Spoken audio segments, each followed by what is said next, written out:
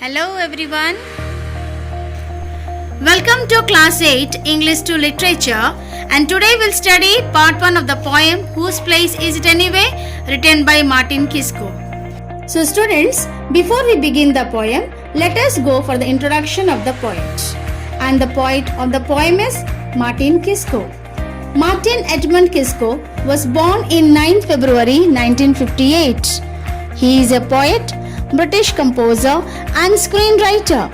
He has composed over 200 scores for film and television and released 8 albums. He is best known for his films and television scores. He is popularly known as the UK's Green Poet. Whose Place Is It Anyway is from his collection of poems, Green Poems for a Blue Planet. In this thought-provoking poem, the poet writes about the animals and trees under threat extinction due to human activities. So dear students, before we dive into the poem, let me make you aware about the summary of the poem. Martin Kisco's poem, Whose Place Is It Anyway, sends a plea to everyone to stop abusing the beautiful treasures of our planet. From the small tiny creatures like the mole and koala to the majestic jaguar of the Amazon and the African hippos. They are the alarming bulls for one and all. The smaller one like koala and the mole, and the bigger one like jaguar of the Amazon and the hippos of Africa, each one are precious lives. It is not just the animals that are threatened or endangered, but the pingo tree is symbolic there as well. The demand for more land, for urbanization, for the construction of roads, settlements and shopping malls, etc. are cleaning the forest, the beautiful habitat of so many species of animals who are now dying or coming into human settlements as they have nowhere to go. Here is the habitat of great snakes being turned into a road. In this poem, the poet wants to alarm us about the deforestation. Deforestation should be stopped, and conservation of forests which are left to be started is a power plea to everyone. So dear students, now let us read the poem. So dear students, now let us read the chapter. The poem Whose Place Is It Anyway, written by Martin Kisco. So here we go for the first stanza. The golden mole is threatened by the working of a mine. The pine marten and polecat live on borrowed time. Hippos cannot hide from illegal poachers' guns. Do the cheetahs of Botswana watch their last setting suns? So, I hope so for some extent you might be clear, but let us analyze the stanza. Here, 5 creatures are being spoken. Okay, they are golden mole, pine marten, polecat, hippos and cheetahs. So let us go for the first line. The golden mole is threatened by the workings of a mine. Golden mole is a type of creature bigger than a rat. It is found in southern Africa. And what do you mean by working of a mine? Excavation in the earth to extract coal or other minerals. The golden mole is severely affected by mining operations. Now these mining operations, where it is done, my dear students? It is done underground. And where the golden mole lives, you can see in the picture, it lives also under the ground. So when these miners work underground with the sound, the golden mole is being threatened. Okay, it is being threatened or disturbed. So, due to what? Due to the human activity. Because the people are working under the ground. So, the creatures who are living under the ground peacefully are disturbed. And so, the golden mole is threatened by the workings of a mine. The pine marten and polecat live on borrowed time. The pine marten is a sign of domestic cat, and the polecat is found in Europe and America. So what do you mean by borrowed time? It is a phrase. It means someone who is living on borrowed time or who is on borrowed time has continued to live or to do something for longer than was expected and is likely to die or be stopped from doing it soon. So, the pine marten and polecat, these two creatures live on borrowed time. Means what here? That means the aim of their expecting time to live on earth is also finished by the human activity. They are also been threatened or disturbed by the human activity.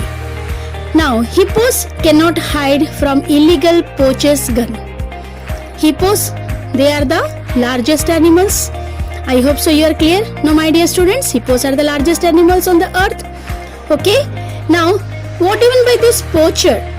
A poacher is someone who breaks the law to hunt or fish. Someone who captures wild animals illegally.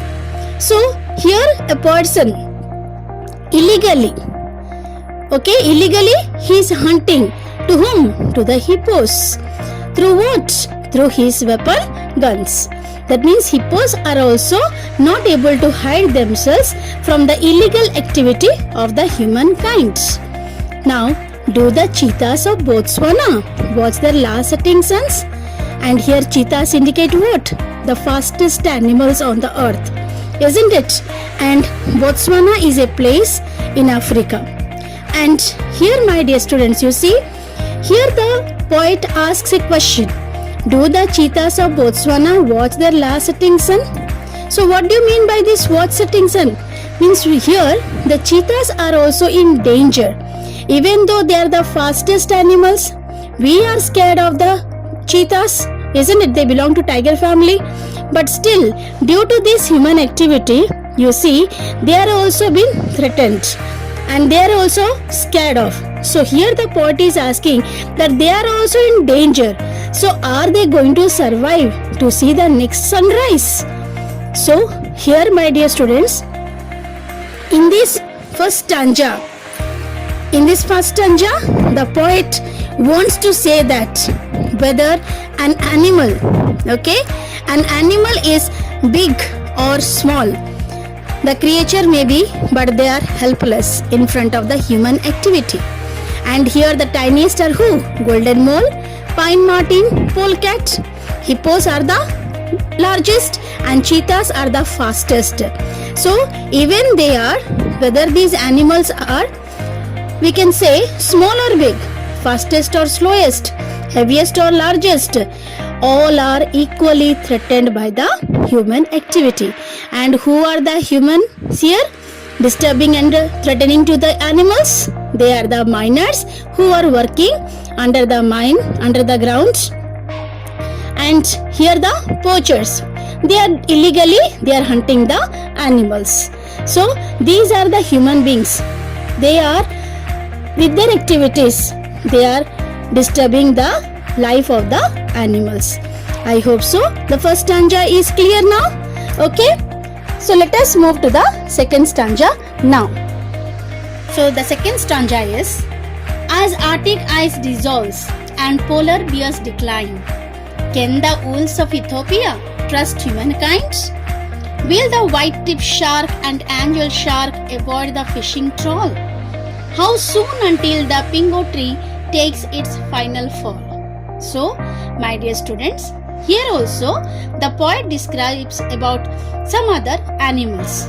Okay, so the first line says here, as Arctic ice dissolves and polar bears decline. Why the Arctic ice dissolves here? Due to the ozone layer is being destroyed of pollution, heating of the planet, and so the Arctic ice melts, isn't it? And where the polar bears are living? They are living in the Arctic ice. So when the Arctic ice dissolves, then they are losing their habitat to live. That's why they are also been drowned in the water. So their position also declining day by day. Can the wolves of Ethiopia trust the humankind? And here these wolves of Ethiopia, they are also found in Africa, and they are also endangered. They are also threatened by the habitat destruction and degradation conflict with the farmers. Okay, so here the poet is saying, when this destruction and degradation conflict with farmers, when these people do such human activities with the wolves, now these wolves of Ethiopia, can they trust humankind to live long? Will the white-tipped shark and angel shark avoid the fishing trawl? White-tipped shark and angel shark, they are the aquatic animals, right? So here the poet asks the question, will the white-tipped shark and angel shark avoid the fishing trawl? Trawl means what here? A type of net used for fishing. So our aquatic animals on the earth are also not safe. They are also becoming endangered day by day. Why? Because due to the human activity. These humans go to the seas and oceans for fishing. They put the fishing nets and trap many kinds of fishes. Day by day, they are also becoming extinct.